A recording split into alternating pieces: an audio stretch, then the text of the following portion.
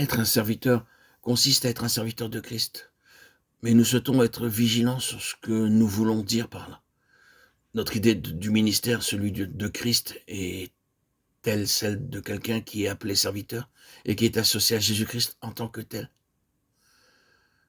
Ce n'est pas suffisant. Un serviteur de Christ est celui qui prêche Christ, qui est capable de l'annoncer car il a Christ à apporter. Il a le Saint-Esprit de Christ pour communiquer Christ. Rappelez-vous que c'est le dessein de l'Église, communiquer Christ. Aucun service professionnel ne peut l'accomplir. Vous vous souvenez, au temps du prophète Élisée, de la femme dont le fils mourut, qui dans sa détresse vint le chercher.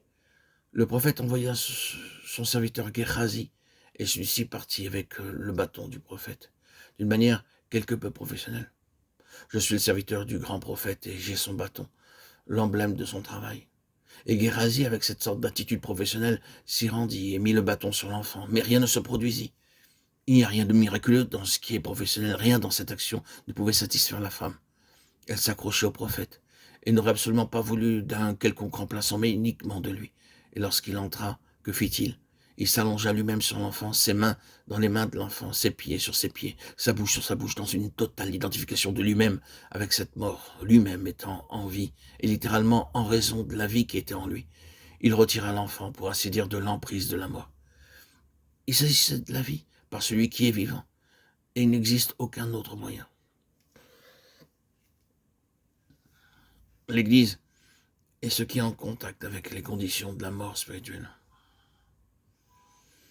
Et parce qu'elle a en elle le Seigneur vivant ressuscité, elle brise la puissance de cette mort, délivre de la mort, et démontre le témoignage de Jésus, qui est celui qui vit et qui était mort, mais qui est vivant à tout jamais. Voilà le témoignage de Jésus. À présent, pour simplifier tout cela, tout service est le ministère de Christ. Nos foyers devraient être un lieu pour cela. Le service n'est pas uniquement une action en lien avec des estrades et des pupitres. Il s'agit d'une chose glorieuse, lorsque de tels serviteurs sont réellement des instruments pour prêcher Christ. Mais ce n'est pas l'unique endroit pour le ministère. Si vous avez un foyer dans lequel vous avez quelque autorité, ce foyer, par votre influence, devrait être un lieu où d'autres bénéficient d'une croissance de Christ.